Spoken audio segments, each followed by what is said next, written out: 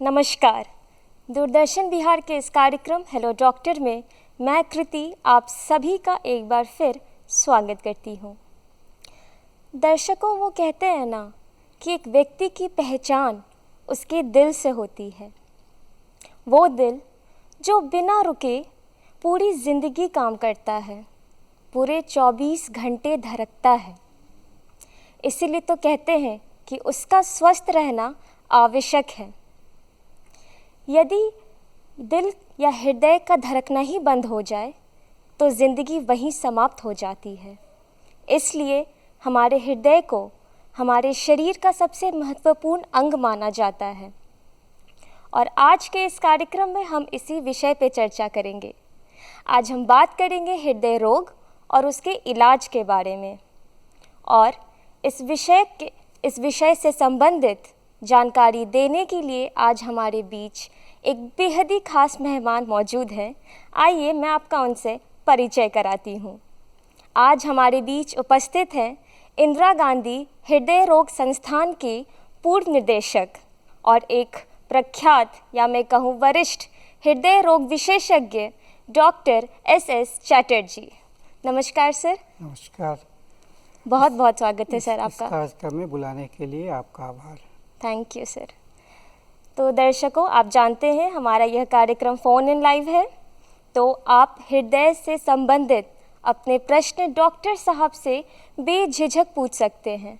और सवाल पूछने के लिए हमारा toll free number note down कर लें। हमारा नंबर है 1800-3456-171। तो डॉक्टर साहब, दर्शक हमसे जुड़ेंगे, तब तक हम इस कार्यक्रम को आगे बढ़ाते हैं। तो सर, सबसे पहले आप दर्शकों को बताएं विभिन्न हृदय रोग के बारे में। सर, हृदय रोग को एक ग्रुप में अगर कहा जाए तो ये इनको कार्डियोवैस्कुलर डिजीज़ की श्रेणी में रखा जाता है, जिसको हम लोग स्मॉल फॉर्म में CVD कहते हैं। इसमें हृदय रोग से रिलेटेड बीमारियां हैं और ब्रेन से रिलेटेड जैसे पैरालिसिस या ब्रेन हैमरेज। और आपको यह जानकर बड़ा आश्चर्य होगा और दुख भी होगा कि हमारे देश में प्रतिवर्ष जितने लोगों की मौत होती है, करीब करीब 1 करोड़ लोगों की मौत होती है, उसमें 27% मौत कार्डियोवैस्कुलर डिजीज़ के कारण होती है।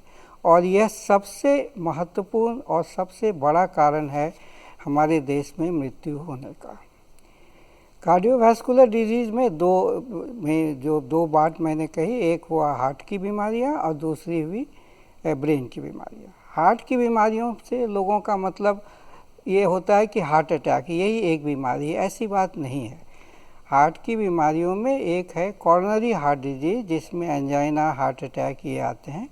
इसके अलावा है अरिथमिया, इसके अलावा है हार्ट फेलियर, इसके अलावा है हार्ट के मसल की बीमारियां, इसके अलावा इन सब को मिलाकर एक सडन कार्डियक डेथ भी एक सबका अंतिम रूप सडन कार्डियक डेथ के रूप में भी आ सकता है। तो सर, आपने विभिन्न बीमारियों के बारे में बताया, आज हम इसी पे चर्चा करते हैं। उससे पहले सर, आप बताएं कि विश्व में भारत की क्या स्थिति है हार्ट डिजीज़ को लेकर। विश्व में भी, विश्व की अगर मृत्यु दर को देखें तो विश्व में लगभग 5 करोड़, 5.5 करोड़ मृत्यु पर प्रतिवर्ष होती है और उसका 30% कार्डियोवैस्कुलर डिजीज़ में होता है। सो मोर और लेस ये डिफरेंस बहुत ज़्यादा नहीं है। लेकिन अगर आप विकसित देशों की तुलना, एक्चुअली ये जो मृत्यु है और ये जो बीमारी का प्रीवेलेंस है, ये लो इनकम ग्रुप और मिडिल इनकम ग्रुप देशों में ज़्यादा है।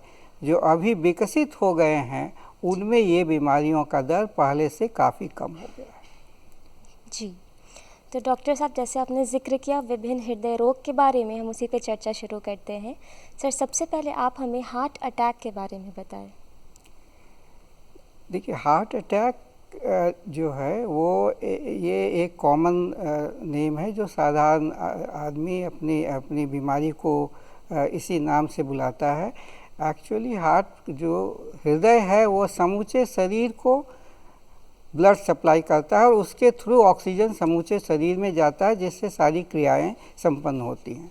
लेकिन हार्ट एक मसल है और उस एक मसल का अंग है जिसमें मसल को कॉन्ट्रैक्ट करने के लिए, ताकि ब्लड समूचे शरीर में जा सके, कॉन्ट्रैक्ट करने के लिए हार्ट के मसल को भी अपनी एनर्जी की ज़रूरत पड़ती है जी।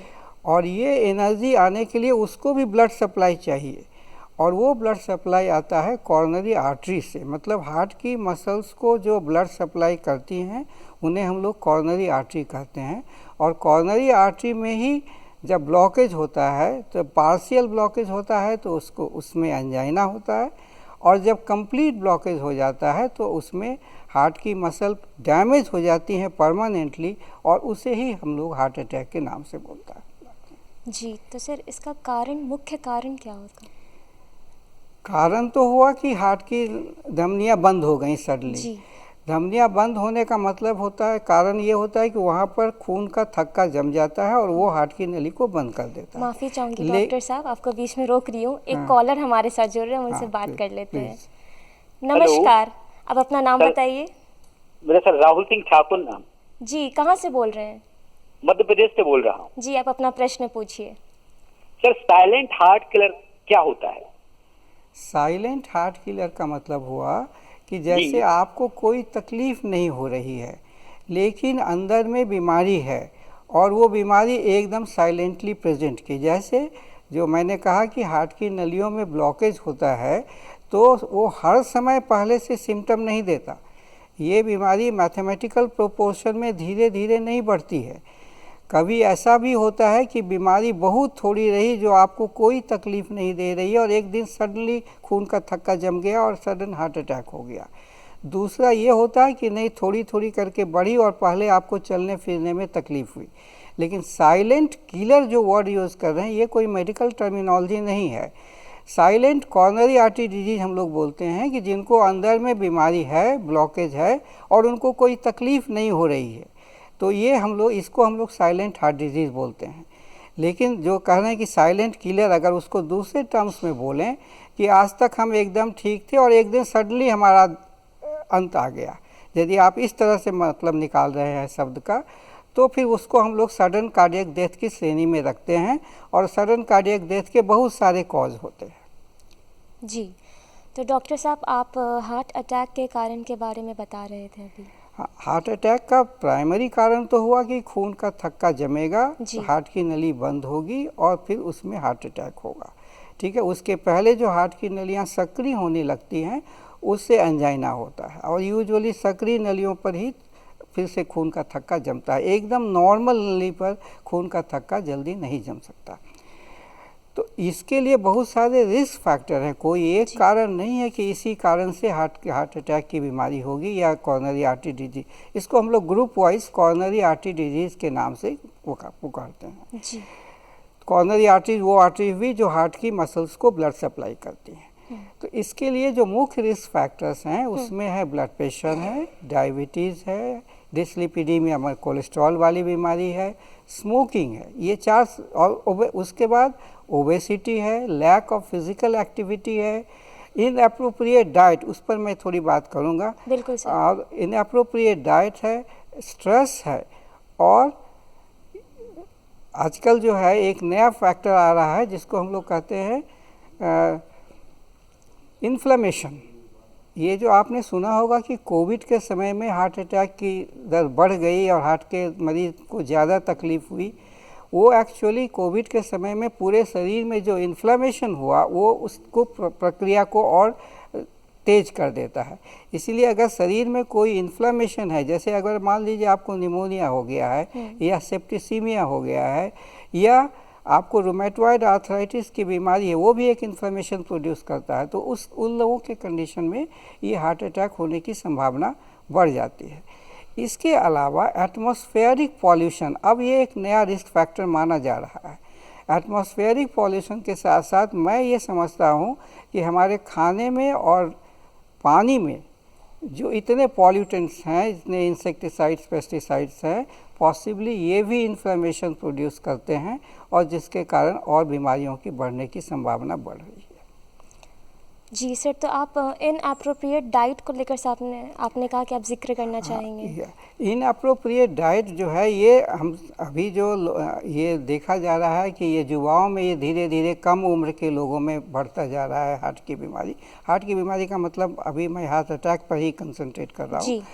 तो ये तो कॉमन सब लोग देख रहे हैं और ये देखा गया है कि ये जो साउथ ईस्टर्न एशिया है इसमें हमारा कंट्री सबसे बड़ा है और यहाँ कम एज में बाहर विदेश में जो वेस्टर्न कंट्रीज़ हैं और डेवलप्ड कंट्रीज़ हैं उसमें हार्ट अटैक की बीमारी यूजुअली 50 साल के बाद होती है। हमारे यहाँ पहले 40 के बाद होनी शुरू हुई और अब 35 के बाद भी 30 के बाद भी लोगों को हार्ट अटैक की बीमारी होने लगी है। इसमें एक जो है ये खाने पीने का जो प्रॉब्लम है ये बहुत, क्योंकि हमारे यहाँ खाने पीने की चीज़ों की गुणवत्ता के संबंध में कोई बढ़िया मापदंड और मापदंड को रेगुलेट करने की अथॉरिटी नहीं है। इसलिए अभी जो हमारे यंग लड़के हैं जो काफ़ी फास्ट फूड्स खाते हैं उसमें कितना जंक मटेरियल रहता, कितना इन्फ्लेमेटरी मटेरियल रहता, कितना फैट रहता, ये हम लोग उसकी कोई गुणवत्ता की जांच ठीक से होती नहीं है। तो मैं समझता हूँ कि खाने पीने की गड़बड़ी जो फास्ट फूड के कल्चर के कारण हमारे यहाँ बढ़ती जा रही है। दूसरा, वातावरण में atmospheric pollution, water pollution, presence of insecticides and pesticides, हमारे यहाँ जितने खाने के सामान हैं सबों में इंसेक्टिसाइड्स और पेस्टिसाइड्स बहुत ज़्यादा मात्रा में यूज़ होते हैं आजकल। तो ये पॉसिबल कारण हो सकता है, कोई स्पेसिफिक कारण एक बताना संभव नहीं है। तो सर ये इसी के साथ एक और कॉलर जुड़ रहे हैं, हम उनसे बात कर लेते हैं। नमस्कार, आप अपना नाम बताइए। मेरा नाम नूतन है। जी नूतन जी, कहाँ से बोल रही हैं आप? पटना से बोल रहे हैं जी। क्या सवाल है आपका? नूतन जी आपकी आवाज़ क्लियर नहीं है, आप फिर से बोलेंगी? हेलो। मेरा ट्राइग्लिसराइड लेवल 180 है। जी। तो इसके लिए हमको क्या करना है? और आपको दूसरी कोई बीमारी, डायबिटीज या ब्लड प्रेशर है या नहीं है? नहीं, कोई बीमारी नहीं। तो 180 के लिए किसी ट्रीटमेंट की ज़रूरत नहीं है, किसी दवा की ज़रूरत नहीं है। आप अपने खान पान को ठीक रखें और वज़न को मेंटेन करने की कोशिश करें। अभी इसमें कोई दवा की ज़रूरत नहीं पड़ती है, सिर्फ 180 ट्राइग्लिसराइड के लिए। जी।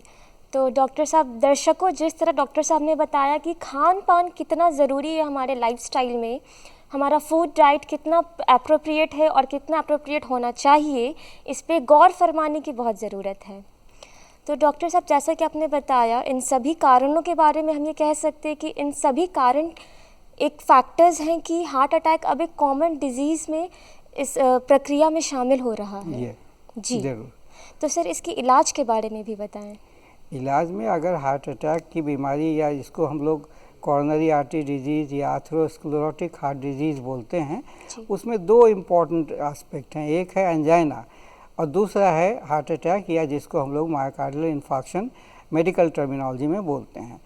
तो जो एंजाइना का मतलब हुआ कि जब आप चलते हैं, चाहे दूर चलते या तेज़ी से चलते, तो आपके सीने में दर्द होता है। और हार्ट अटैक या हार्ट अटैक के ठीक पहले की स्टेज की स्थिति है जब इसमें आपको सीने का दर्द बैठे बैठे हो जाए, बिना किसी काम किए हुए, मतलब शरीर में कोई एक्टिविटी नहीं भी है तो भी दर्द शुरू हो गया। इसको समझना बड़ा ज़रूरी है। लोग इसको यूजुअली गैस से मिस करते रहते हैं जी। और बहुत समय हार्ट के मरीज़ गैस करते हुए आते हैं। मैंने अपने प्रैक्टिकल एक्सपीरियंस में देखा है कि हार्ट अटैक के मरीज़ जो एकदम बुरी स्थिति में जान जाते हुए अस्पताल पहुंचते हैं, उनका एक ही अर्थ है कि मेरे छाती में गैस चढ़ गया है। तो इसलिए काइंडली गैस वर्ड को थोड़ा सा सीमित रखें। सीने में दर्द हो या सीने में भारीपन हो या सीने में जलन हो या सीने में जकड़न हो, चारों चीज़ का मतलब एक ही है। चाहे बहुत लोग ये कहते हैं कि नहीं मेरा सीना भारी होता है, दर्द नहीं करता, ये गलत चीज़ है। सीना भारी होना, दर्द करना, जकड़न होना, या लगे कि कोई चीज़ छाती पर कोई प्रेशर डाल दिया है, और ये तकलीफ़ जो है सीने में कहीं पर भी हो सकती है, सीने के बीच में, सीने के बाएं, सीने के दाहिने। बहुत सारे लोग सीने के दाहिने की तकलीफ को समझते हैं कि ये हार्ट से अनरिलेटेड चीज़ है। ये एकदम से गलत धारणा है। इसलिए सीने के बीच में, दाहिने बाएं, इवन गर्दन में कुछ लोग ये कंप्लेन करते हैं कि मुझे ऐसा लगता है कि जब मैं चलता हूँ तो मेरा लगता है कि कोई लैरिंक्स या थ्रोट जो है दबा रहा है। कोई और दूसरी तकलीफ नहीं बोलते। ये क्लासिकल एंजाइना का सिम्टम है। इसलिए अगर थ्रोट में भी तकलीफ हो, इनफैक्ट लोअर जॉ में तकलीफ हो, पीठ के बीच वाले हिस्से में हो या दोनों हाथ में हो, तो इसको मैं फिर से दोहरा देता हूँ कि अगर आपको चलते समय या बैठे समय में सीने के बीच में दाहिने बाएं, बाएं हाथ दाहिने हाथ, दोनों हाथ, गर्दन, पीठ, इसमें अगर दर्द हो जाए जिसका कोई और दूसरा कारण नहीं हो, तो इसको तुरंत उसको हार्ट की बीमारी मान करके उस हिसाब से उपचार शुरू करने की व्यवस्था करनी चाहिए।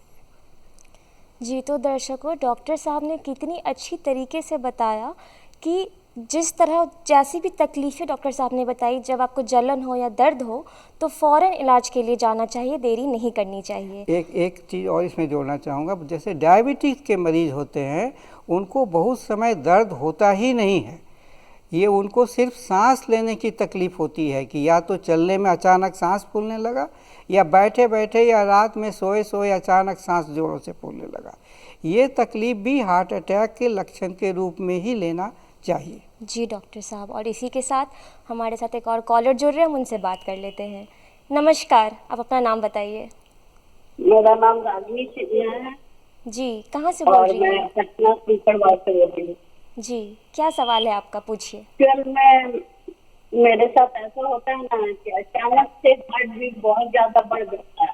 जी 180 तक हो जाता है और वो 5 मिनट 10 मिनट रहता है। वो उस समय मेरे को सिम्टम है कि दोनों बाह मेरा एकदम थकाने लगता है, बहुत दर्द होता है और घबराहट काफी होती है और इस वजह से मेरे को पसीना भी बहुत ज्यादा छूटने लगता है। और पता नहीं, डॉक्टर से ऐसे हमने दिखाया है तो दवा देते हैं, बीमारी का नाम नहीं बताते हैं, क्या है करना है ये नहीं पता। अब मैं बताता हूँ आपको। ये जो आपने तकलीफ बताई कि हम ठीक हैं और अचानक जोरों से धड़कन होने लगती है, ये एक स्पेसिफिक बीमारी है जिसको हम लोग पैरोक्सिस्मल टैकीकार्डिया बोलते हैं। कि थोड़ी देर के लिए हार्ट की चाल बहुत तेज़ हो जाती है। ये समझिए कि हार्ट की चाल तेज़ होना एक ही तरह का नहीं होता, उसमें 2-4 तरह की ईसीजी पैटर्न होते हैं, बट उसके बारे में अभी मैं डिस्कस नहीं करूँगा। ये पैरोक्सिस्मल टैकीकार्डिया है और जो आप बताते हैं कि उस समय में आपको सीने में तकलीफ़ और बाँह में तकलीफ़ हो जाती है, इसका मतलब है कि उस हार्ट रेट पर आपके हार्ट के अंदर की ब्लड सप्लाई ठीक नहीं चल रही है। इसलिए आपको 2 चीज़ करना है। एक तो आपकी अपनी कॉर्नरी एंजियोग्राफी करा लेनी है कि हार्ट की नलियों में ब्लॉकेज है कि नहीं है, और दूसरा, जब भी आपको उस तरह की हार्ट की चाल तेज़ हो, क्योंकि बाद में होता ये है कि ज़्यादातर इस तरह के मरीज़ जब दिखलाने के लिए आते हैं तो उस समय न उन्हें तकलीफ़ रहती है और न ही उनको देखने में या उनके ईसीजी में या उनके किसी दूसरे रिपोर्ट में कोई प्रॉब्लम आती है। जो डॉक्यूमेंटेशन होगा वो धड़कन के समय में ही होगा। इसलिए करना ये चाहिए। और बहुत लोग इसमें होल्टर कराते हैं, लेकिन होल्टर में भी क्या है कि अगर मान लीजिए 24 घंटे की आपकी ईसीजी होल्टर कराई गई तो उस 24 घंटे में अगर धड़कन नहीं होगा तो होल्टर में के रिपोर्ट में कोई गड़बड़ी नहीं आएगी। इसलिए सबसे इम्पॉर्टेंट चीज़ है कि जब आपको धड़कन हो, जैसे आपने नब्ज की गति गिनी, कोशिश करना है कि उस पीरियड का ईसीजी रिकॉर्ड हो जाए। अगर वो रिकॉर्ड हो जाएगा तो क्लियर कट पता चल जाएगा कि एरिथमिया का टाइप क्या है और उस समय और इस्कीमिया हो रहा है कि नहीं हो रहा है। बट जिस तरह की आप तकलीफ बता रहे हैं उसमें संदेह यही है कि आपको मॉडरेट कॉर्नरी आर्टरी डिजीज़ हो जो ऐसे तकलीफ़ नहीं दे रही है, लेकिन जब हार्ट की चाल बहुत तेज़ हो जाती है, क्योंकि जब हार्ट की चाल तेज़ होती है तो हार्ट को ऑक्सीजन की ज़्यादा ज़रूरत पड़ती है और आपकी आर्टरी जो पार्शियली ब्लॉक्ड है वो उस समय में उसको सफिशिएंटली ब्लड सप्लाई नहीं कर सकते, इसलिए दर्द हो जाता है। और फिर जैसे ही आपकी हार्ट की चाल ठीक होती है आपका दर्द ख़त्म हो जाता है। तो इन दोनों बातों के हिसाब से जांच होनी चाहिए और तब तक इन दोनों चीज़ों का इलाज कर देना चाहिए जब तक ये क्लियर ना हो जाए। कि इस्कीमिक हार्ट डिजीज़ का भी इलाज हो जाए और हार्ट की चाल को तेज को कम करने का भी इलाज हो जाए, और उसके बाद आपकी एंजियोग्राफी भी हो और धड़कन के समय का ईसीजी रिकॉर्ड हो, तब एक्चुअल में आपको एकदम पिन पॉइंट डायग्नोसिस दिया जा सकता है, उससे पहले नहीं। जी डॉक्टर साहब, तो सर आपने अरिदमिया का जिक्र किया, इसके बारे में सर बताएं। एरिथमिया का मतलब होता है हार्ट की चाल की अनियमितता। ये हार्ट के चाल की अनियमितता जो है दो तरह से हो सकती है, या तो बहुत तेज़ हो जाए या बहुत स्लो हो जाए या बहुत इरेगुलर हो जाए। हार्ट अपने नॉर्मल एक रेगुलर रेट में चलता है, यदि ये इरेगुलर हो जाए, वो भी एक अनियमित, बहुत तेज़ भी नहीं हुई, स्लो भी नहीं हुई और अनियमित हो गई, आई मीन इरेगुलर हो गई, वो एक तीसरा वेराइटी। और चौथी वेराइटी ऐसी है कि कुछ समय बहुत तेज़ हो गया और कुछ समय बहुत स्लो हो गया, इसको हम लोग टैकीब्राडी बोलते हैं। तो हार्ट की चाल की गड़बड़ी में ये चार तरह की हो सकती है, बहुत फास्ट, बहुत स्लो, दोनों, या सिर्फ इरेगुलर हार्ट रेट। जी सर, इसके सिम्टम्स क्या क्या हैं? सिम्टम्स में यदि हार्ट की चाल तेज़ होगी या इरेगुलर होगी तो आपको धड़कन होगा, और अगर उसके साथ आपकी हार्ट की नलियों में पार्शियल ब्लॉकेज है तो आपकी दर्द होने लगेगा या भारीपन लगने लगेगा। अगर आपका हार्ट कमज़ोर है तो आपकी सांस फूलने लगेगी, और फिर हार्ट की चाल जब ठीक हो जाएगी तो और हार्ट को उतने ऑक्सीजन की ज़रूरत नहीं है तो फिर वो आप हो सकता है कि आप कम्प्लीटली एसिम्प्टोमेटिक हो जाइए। और यदि हार्ट की चाल काफ़ी स्लो हो जाती है तो ब्रेन को जो है नॉर्मल ब्लड सप्लाई नहीं मिलता, और नॉर्मल ब्लड सप्लाई जैसे ही ब्रेन को नहीं मिलेगा आदमी बेहोश होकर गिर जाएगा। ऐसा आपने बहुत बार लोगों को देखा होगा अपने समाज में कि चल रहे हैं गिर गए और फिर तुरंत 2 मिनट में उठ भी गए, और उठने के बाद कहा कि नहीं हम एकदम ठीक हैं। ये हार्ट के चाल की स्लो होने के कारण ज़्यादातर केसेस में होता है। जी सर, सर इसकी इलाज की प्रक्रिया के बारे में बताएं। इलाज में हार्ट के चाल की अनियमितता कैसी है, कितनी है और किस प्रकार की है, इलाज उसके ऊपर डिपेंड करता है। लेकिन पैरोक्सिस्मल टैकीआरिथमिया जो होती है, जो खूब तेज़ हुई और फिर ठीक हो गई, ये अगर बार बार हो और डॉक्यूमेंटेशन हो जाए तो उसमें रेडियो फ्रीक्वेंसी एब्लेशन करते हैं। जैसे कि एपिलेप्सी में जैसे होता है कि ब्रेन में एक फोकस हो गया और वहाँ से एक्टिविटी शुरू हुई, इलेक्ट्रिकल एक्टिविटी, और आदमी को मिर्गी होने लगता।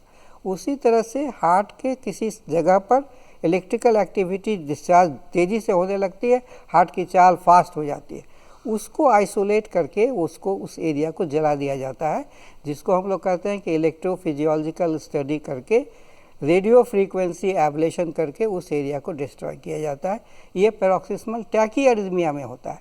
लेकिन जिनको हार्ट की चाल स्लो होने की बीमारी है या बेहोश हो जाने की बीमारी है, जिसमें हार्ट ब्लॉक भी आते हैं, साइनस नोड डिजीज़ भी आते हैं, उसमें पेसमेकर लगाने की ज़रूरत पड़ सकती है। जी, तो डॉक्टर साहब जैसे हमने अभी अरिदमिया की बात की, सर इसके बाद हमें बताएं sudden cardiac death. Sudden cardiac death एक बहुत ही महत्वपूर्ण विषय है जी, और अभी आप सब लोग अखबार में, टीवी में देखते होंगे कि बहुत सारे नामी गिरामी लोग कभी स्टेज पर गाना गाते हुए, कभी कोई काम करते हुए, अस्पतालों में डॉक्टरों की छवि की डॉक्टर फाइल लिख रहे हैं और गिर गए। ये जो होता है कि जिनको अभी एकदम एसिम्प्टोमेटिक थे, जिनको बीमारी हो, ऐसा नहीं कि बीमारी एकदम नहीं होना, जो नोन बीमारी है या बीमारी पता भी नहीं है, अगर उनको तकलीफ शुरू हुई और 1 घंटे के अंदर उनका डेथ हो गया और ये डेथ हार्ट की बीमारी के कारण हुआ, तो इसको हम लोग सडन कार्डियक डेथ कहते हैं।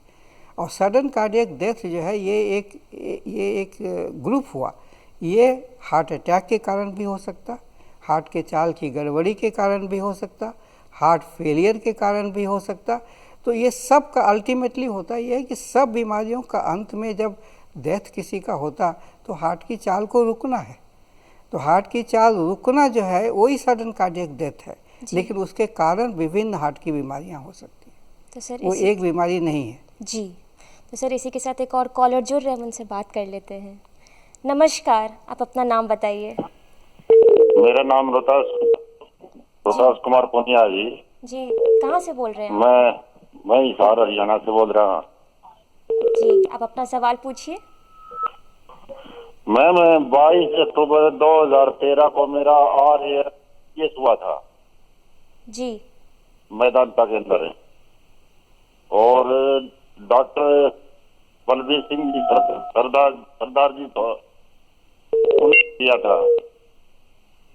तो अभी साफ करो। जी मेरी दवाई चल रही है फ्लेकेराइड 50 सर, और आप फिर से नेविकार्ड बोलेंगे सर, आप थोड़ा 0. हेलो फ्लेकेराइड 50 जी सर, आप फिर से बोलेंगे, आपकी आवाज़ क्लियर नहीं थी, थोड़ा ज़ोर से बोलेंगे क्या? फ्लेकेराइड 50 मैम, जी और नेविकार्ड 0.5। सर क्लियर नहीं हो पा रहा। ठीक नहीं हो पा रहा इनको। तो मैम ये दवाई कंटिन्यू रहेगी कि इसको बंद कर सकते हैं? देखिए, इस प्रश्न का जवाब देना इतना आसान तो नहीं है। आप डॉक्टर बलबीर सिंह का नाम ले रहे हैं? डॉक्टर जी। बलबीर सिंह एक काफ़ी नामी सीनियर इलेक्ट्रोफिजियोलॉजिस्ट हैं, और आप अगर हार्ट की चाल की गड़बड़ी के लिए उन्होंने फ्लेकेराइट आपको दिया है तो फिर उसे बिना पूछे हुए, बिना दिखाए हुए बंद न करें। जी डॉक्टर साहब, सर जो दवाई है उसे डॉक्टर के हिसाब से ही लेनी चाहिए और बंद नहीं करनी चाहिए। क्लियर कट इंस्ट्रक्शन समझ लेना चाहिए कि जी। हमको कितना। यूजुअली हार्ट, देखिए, जो कुछ दिनों की दवाइयाँ जो होती हैं ना, वो उस तरह की जो जिसमें बीमारी ठीक हो जाती है। देखिए, ये सुनने में अच्छा नहीं लगेगा, लेकिन ठीक होने वाली बीमारियां बहुत कम है। सिर्फ इन्फेक्शस डिजीज ठीक होते हैं। मीन्स टीबी ठीक हो जाएगा, मलेरिया ठीक हो जाएगा, टाइफाइड ठीक हो जाएगा। जहां आप क्रॉनिक डिजीज में जाइएगा, कोई ठीक नहीं होता। जी उसके साथ आपको रहना है, और उसके लिए जो ज़रूरत हो और जितनी दवाई हो वो लेना है, और ज़्यादातर केस में ज़िंदगी भर लेना है। जी ये सुनने में अच्छा नहीं लगता, लोग एक्सेप्ट करने के लिए जल्दी तैयार नहीं होते, लेकिन फैक्ट यही है कि क्रॉनिक बीमारियों का शॉर्ट टर्म इलाज नहीं होता। अभी हम लोग यही जानते हैं।